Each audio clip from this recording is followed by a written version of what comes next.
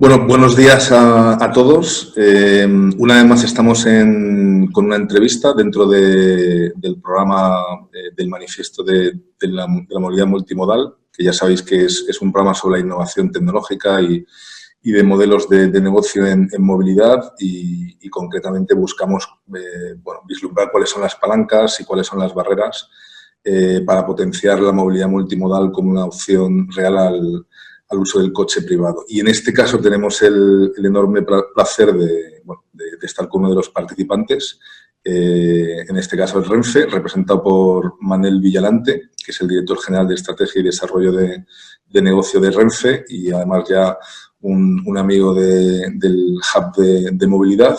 Buenos días, Manel, y bienvenido. Buenos días. Como sabéis, hacemos entrevistas cortas que duran 20-25 minutos y hablamos sobre temas relativos a cómo afecta en cada una de las empresas todo lo que está pasando y cómo desde las empresas responden con innovación, tanto en tecnología como en cambios de los modelos ante esta situación. Entonces, Manel, y aparte te quiero preguntar esto a ti porque sé que eres una persona profunda y reflexiva, ¿no? Y quería también saber tu opinión sobre cómo está impactando en general en la sociedad, ¿no? Lo que está pasando y cuáles son los cambios que tú percibes que se van a producir en la sociedad y que se van incluso a consolidar. ¿Qué te parece? Bueno, hay algunos que son de carácter coyuntural, fruto de una situación que nadie había previsto y que nos ha dado a todos una lección enorme de humildad, ¿no? Y estos se van a ir atemperando, pero sí hay cierto que hay otros movimientos, cambios de hábitos, etcétera, que seguramente van a ser estructurales a partir de ahora. Y yo siempre, como me gusta ser optimista y coherente, es decir, bueno, solo han pasado 4 meses, es decir, 4 meses en algunos casos hemos cogido, por ejemplo, digamos, el chute digital, pues probablemente hemos avanzado lo que estaba previsto en más de un año y medio, en 4 meses, en términos de demanda, de uso pues, de las aplicaciones para la sustitución del teletrabajo, del trabajo por un trabajo a domicilio, que a veces es lo que llamamos teletrabajo, a veces no, pero es y sobre todo hay otro que está muy marcado en nuestra sociedad, los estudios que hacemos lo detectan, que es el miedo. El miedo, o como mínimo el desasosiego delante de una situación que no acaba de ser clara y que es cierto que a pesar de todos nuestros esfuerzos, como que todos los operadores de transporte hemos hecho, en higienizar, en aplicar tecnologías, como que lo hacemos extensamente, pero hay un rescoldo de miedo todavía en la sociedad, ¿no?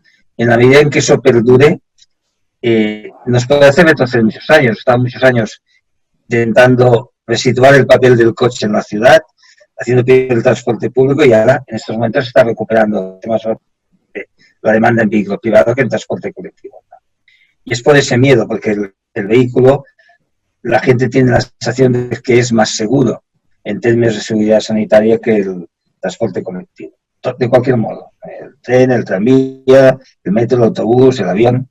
Y con eso hay que evitar que deje un rescoldo porque nos haría retroceder y objetivos que yo creo que Europa ya sabe el Green Deal, porque solo han sido 4 meses. Y yo creo que hemos de mantener eso, es decir, la apuesta verde, de transición energética, de cambio en las pautas de movilidad, atendiendo a que la gente se sienta segura, porque la inseguridad, como todo cualquier proceso, digamos, psíquico de las personas, pues el miedo es muy irracional, ¿no? Entonces, eso es lo que más me preocupa en estos momentos. Yo creo que en lo demás estaremos a la altura todos, como sociedad, como operador de transporte, como administración, yo creo que estaremos todos a la altura, pero al final, si la gente tiene desasosiego y se siente más tranquila en un coche, pensemos que si recogemos en septiembre los colegios, la vuelta a la actividad económica, el uso que se tiene ahora del coche es incompatible en nuestras ciudades, en Madrid, en Barcelona, en Valencia, en Sevilla, en Bilbao, si no es prioritario el transporte público. Por tanto, tenemos un reto aquí que es en convencer, no en ser más seguros y hacer no lo máximo, sino lo siguiente, sino que además la gente perciba eso. Y ese es un gran hándicap y del cual nos hemos de movilizar, porque es que si no volvemos atrás. Y a la crisis sanitaria le añadimos por la pandemia la crisis sanitaria por la vuelta pues, a la contaminación, etcétera, ¿no? Y hemos visto estos días uno de los efectos positivos es que hemos respirado mucho mejor de las ciudades, ¿no?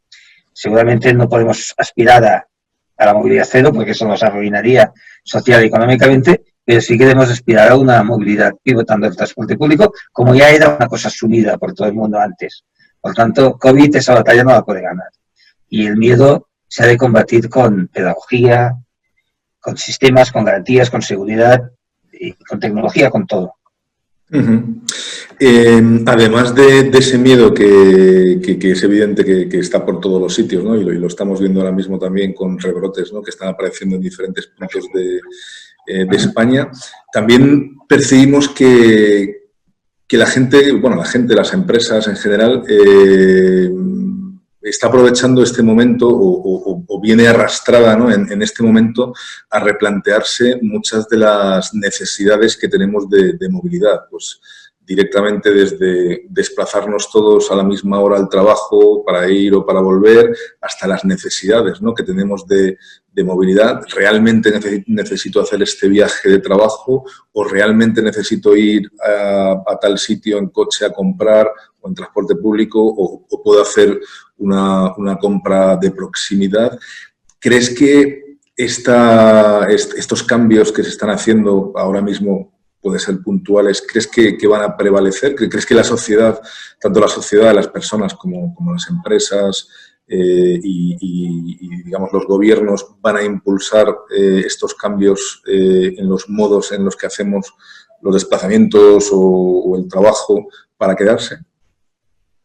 Sí, yo creo que es una parte, además es positivo que sea así, en términos, si se hace bien, en términos de conciliación laboral, de competitividad con las empresas, de reducción a veces de costes, por ejemplo, de alquiler de locales, espacios para trabajar, ¿no?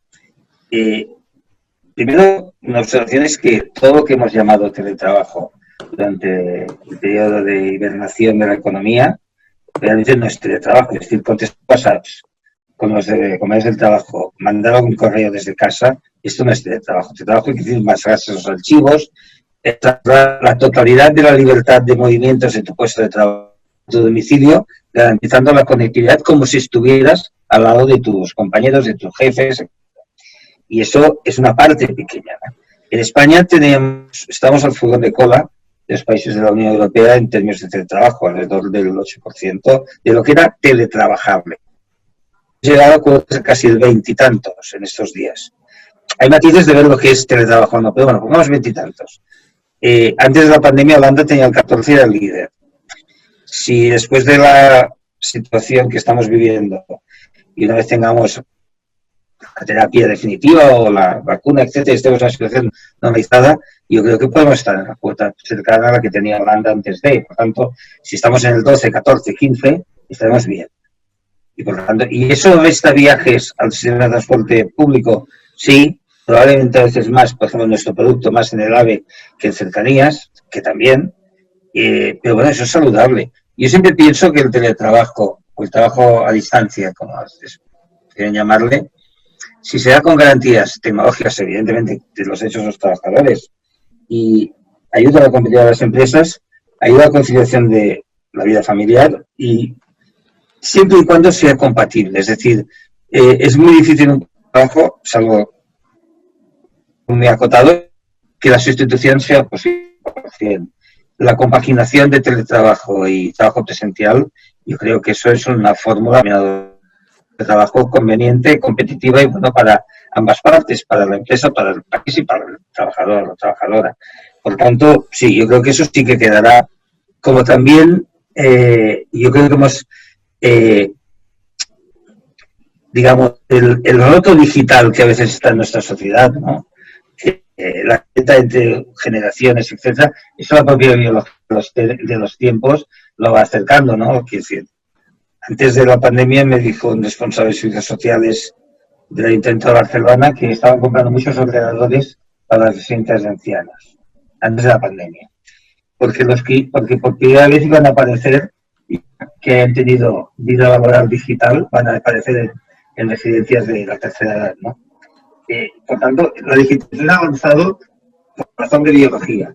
Pero yo creo que también la brecha digital estos días también se ha puesto a prueba y se ha visto que es más permeable. Por tanto, en ese aspecto también es tremendamente positivo.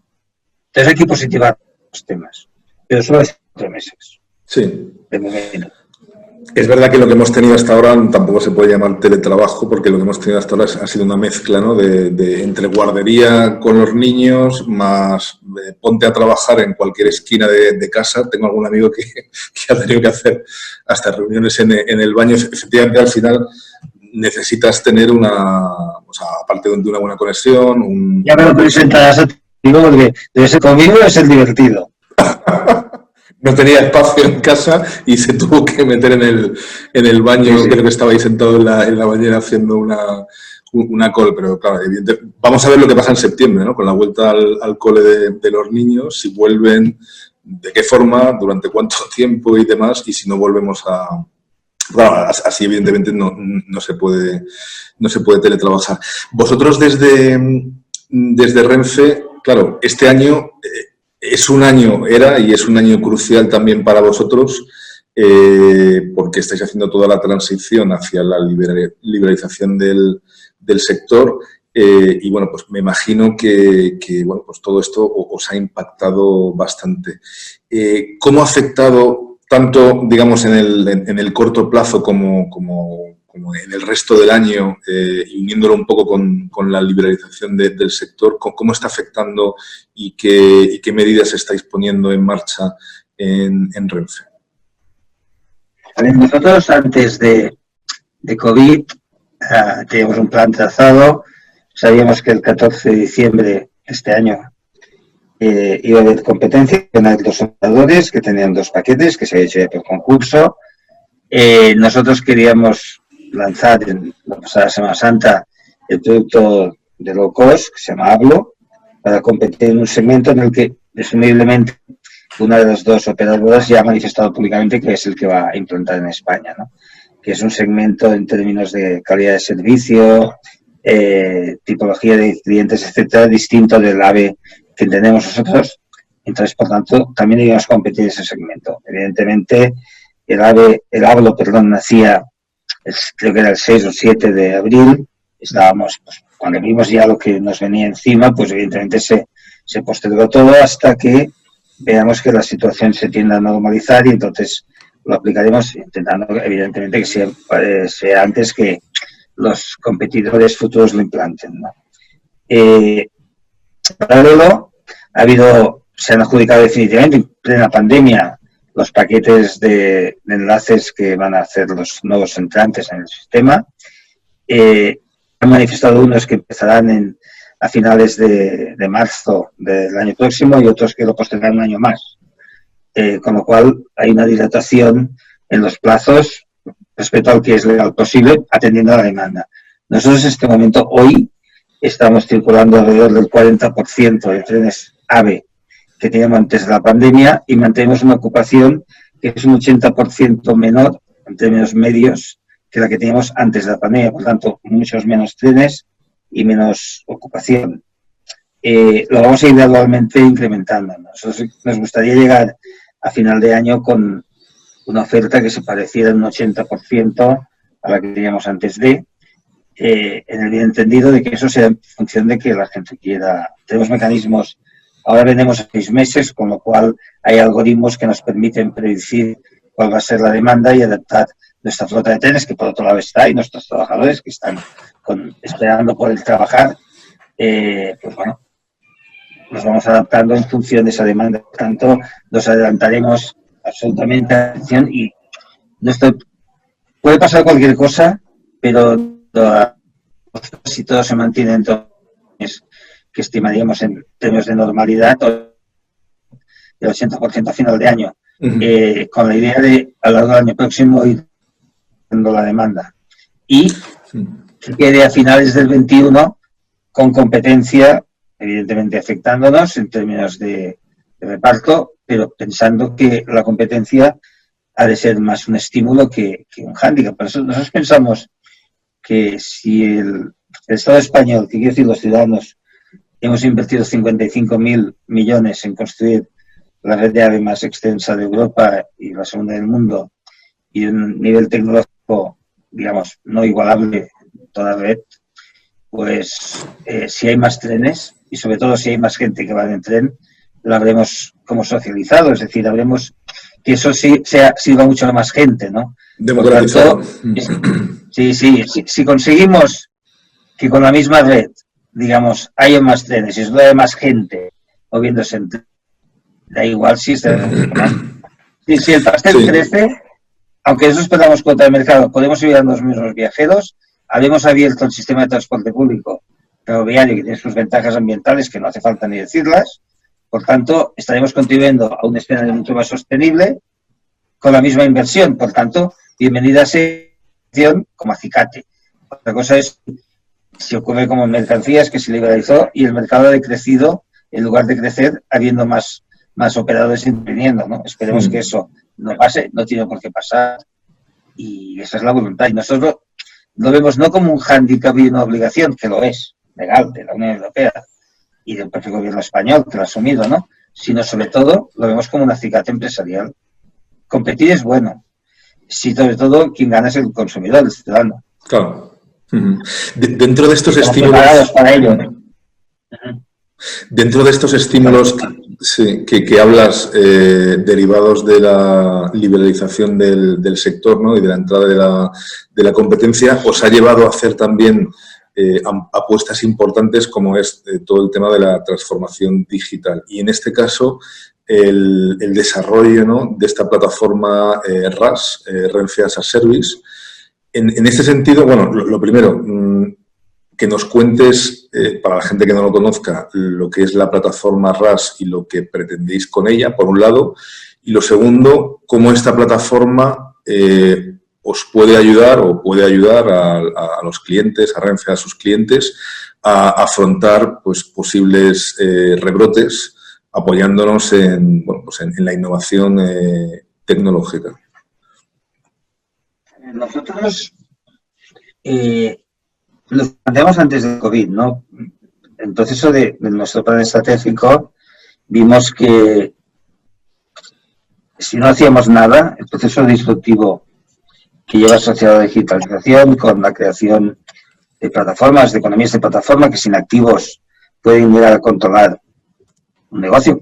Los hoteles respecto a los operadores que se deciden en una marca, pues que gestionan apartamentos turísticos, hoteles, controlan, o los que controlan sin tener flota, digamos, ¿no? Entonces, taxis sin flota o productoras de películas cines, digamos, ¿no?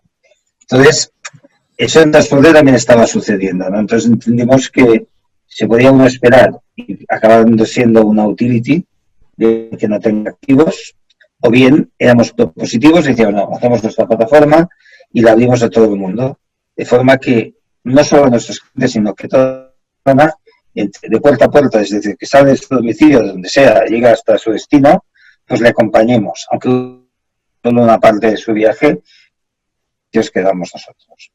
Que pueda integrar su viaje, pueda solo pago y pueda sentirse acompañado siempre durante todo el trayecto. Y eso es RAS, Renfe as a Service. Y bueno, lo pusimos en marcha. Dentro de poco verá a luz el contrato para adquirir la plataforma, desarrollarla. Ya hemos hecho una serie de contratos previos, está maduro. Es un tema complicado, es un tema de ejecución larga que nunca se acabará, porque habrá que ir sumando nuevos elementos, etcétera. La micromovilidad. Nosotros tenemos que eso rompa, para dar una expresión clara, la dicotomía entre público y privado, individual, está difusa. Es decir, y cuando lo explico en mi propia empresa, bueno, yo creo que hay gente que lo entiende y gente que lo acepta por disciplina, pero cuesta que lo entiendan, pero es que es el cambio de paradigma. Es decir, un señor que sale con un patinete público, con una flota de scooter, y va a una estación de cercanías, ¿cuándo empieza a ser cliente nuestro? ¿Cuando entra a la estación de cercanías o cuando coge el scooter? En moderna movilidad es cuando coge el scooter. Si ese scooter te lleva, patinete en nuestro lenguaje, si ese patinete te lleva a una estación de cercanías y forma parte del viaje, igual como si llega y coge un autobús o coge un coche compartido y llega todo el viaje, es lo que es de movilidad. Y le da igual que lo opere. Y empieza a ser cliente nuestro el momento que tiene un sistema para venir. Y está el cliente, lo decimos del que va a pie, el que va en patinete también.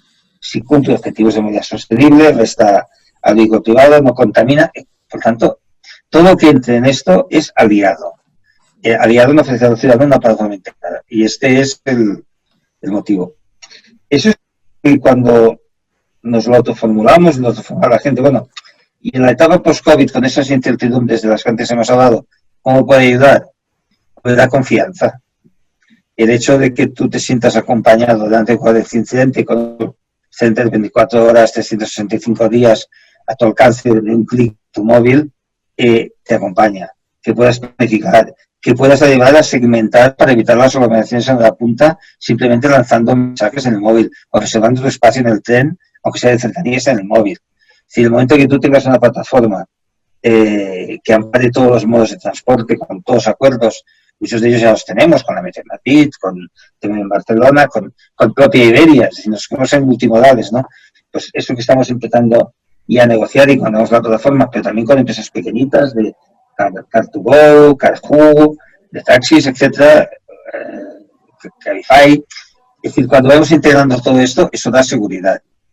Y puede dar ventajas, pues se puede primar al que lo utiliza más cotidianamente, se puede favorecer tarifariamente la hora valle respecto a la hora punta, con lo cual segmentas la demanda, se puede pagar en función del uso, el pay as you go.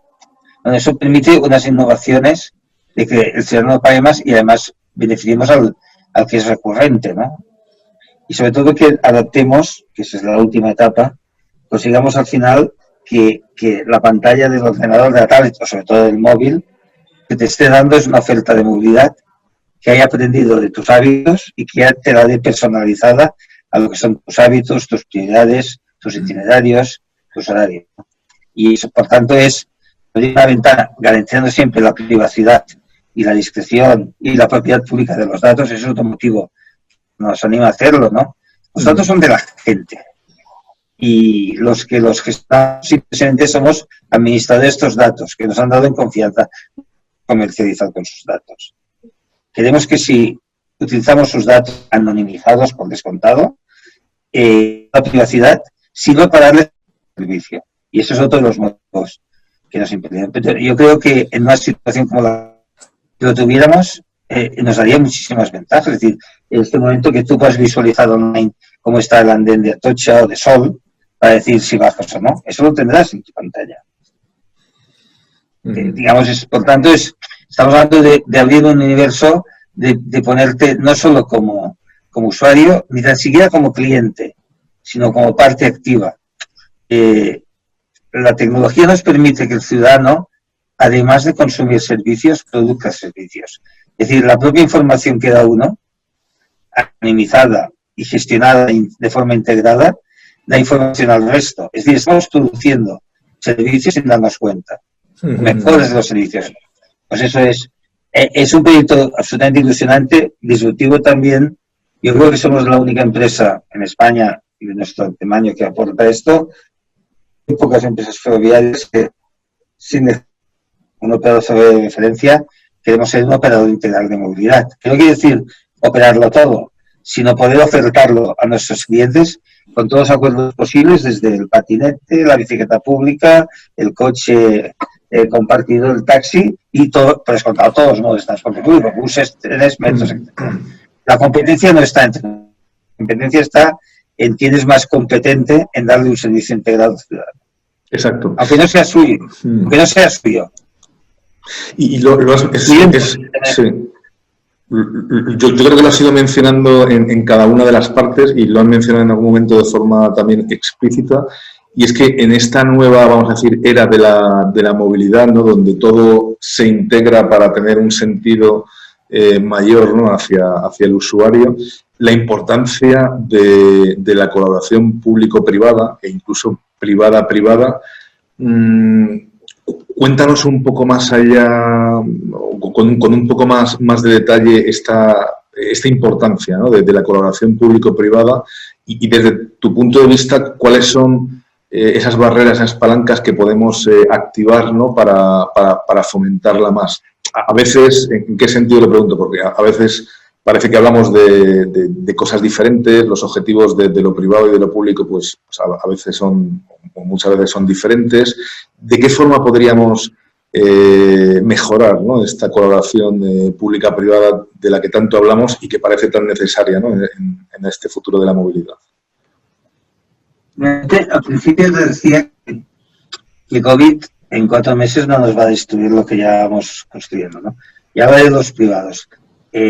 Las propias industrias que fabrican coches, hace años que dicen que han de caminar a una forma de acabar con la propiedad del coche, en términos genéricos, y hablar del uso del vehículo, en flotas compartidas, y bueno, la extensión del renting es un primer paso que se está generalizando en particulares, lo que antes era una cosa limitada de empresas, autónomos, etcétera, ¿no? Bueno, pues eso que está, bueno, pues en la medida en que el sector privado y el público coinciden en objetivos, no debe haber más barreras ni intelectuales ni de otro tipo que ponerse a trabajar conjuntamente y buscar un producto común, siempre que sirva al interés público. Es decir, por ejemplo, ¿quién podrá estar con nosotros en esta plataforma? Yo siempre digo que habrán tres requisitos. Uno es que quiera. A ver, no se puede obligar a nadie. Usted, nos hallamos de acuerdo, pues no quiero. Entonces, si quiere, tiene que ser compatible de nuestra expertise y de las empresas que nos lo... El pliego ya está redactado en términos de que sea absolutamente de open access, es decir, abierto, posible que admita cualquier forma de tal, salvaguardando, es decir, privatizar de datos, garantías empresariales, sin menoscabo de la seguridad, que no sea un inconveniente, es decir, no hay barreras tecnológicas al acceso. Y la tercera es que cumpla un código de buenas conductas, que debemos escribir, y probablemente no se va a llamar así, pero que quiere decir que prioridad el transporte colectivo. A ver, no, es que yo lo que quiero es que la gente vaya en coche por el centro de la ciudad. Esta plataforma no va a vender ese sitio. Porque es que no, pues, hombre, nosotros tenemos un producto que lo hacen los niños menores y no asegurados en un país del subsahariano. Pues eso no. Sí, es un tema de compliance, de código de buenas conductas, ¿no? Y de prioridades. Prioridad al transporte público, donde hay transporte público no hay del privado, donde el privado evidentemente sirva al transporte público, pues son comentarios evidentes. Si se cumple eso, hay espacios amplios de colaborar. Y esto que decía antes, está difusa esa línea. Es decir, el que va en un coche que es de tracción eléctrica, que para ser ya pues lo más, digamos, ecológico posible, de tracción eléctrica, que es una flota compartida, que lo deja en la estación de autobuses de cualquier ciudad, y allá coge el autobús y que lo paga conjuntamente. ¿Dónde ha empezado el viaje en transporte colectivo? Pues ha empezado en el coche. Socialmente sí, porque, claro, que bajo qué condición, hombre, que es que no tenga alternativa de transporte público. Es decir, no, es que el coche eléctrico, podría haber cogido el autobús antes y tal. Pues entonces ahí tenemos un choque de legalidades, para entendernos, ¿no? Pero en la medida, hombre, España tiene muchos problemas. Uno de ellos es la España vaciada. Tenemos enormes estaciones de AVE cerca de la España vaciada, en Valladolid, en León. No puede ser un hub para dar conectividad y ayudar a que la gente, digamos, ocupe más en la España vaciada, con la lucha del cambio demográfico, etcétera, si tenemos un buen sistema de aportación a estas estaciones. ¿Eso lo da en transporte público o es un servicio a la demanda? Que es mucho más eficiente en términos, ¿no? Pues es eso, es adaptar, que eso también lo posibilita la plataforma, el sistema de transporte colectivo a la demanda y a las características de cada territorio, a nivel de idiosincrasia, de horarios, de densidad de población, etcétera. Por tanto, ese sistema de flexibilidad del transporte público, y más el que es rígido por naturaleza, como es el ferroviario, ¿no? Es decir, no puede ir a las partes ni el tren. Probablemente ni los autobuses convencionales. El autobús a la demanda tiene en función de las peticiones previas. Bueno, el gran bálsamo que nos ha dado tecnología, que lo que era ideológicamente o técnicamente correcto no se podía hacer por un problema de operatividad, ahora la digitalización nos da la oportunidad de hacerlo. Y por tanto es casar lo que son los principios históricos de más transporte público, capilaridad del transporte público, potenciar que la gente no se concentre, sino que todos los núcleos de población tengan una accesibilidad mínima, Eso el sistema de transporte lo da. La eficiencia de esto la da su cruce con la tecnología. Y eso es una plataforma. Exacto. Servicio más tecnología. Eso, vaya, no sé si se puede explicar mejor, seguro que sí, pero ese es el objetivo. Está claro. Manel, vamos a tener que... Los privados tienen un camino a jugar, sin duda. Vaya, nosotros vamos a ser absolutamente inclusivos y abiertos. Eso solo no lo podemos construir. Y si pudiéramos, no deberíamos, pero podemos. Por tanto, todos son llamados a eso. Sí, está claro.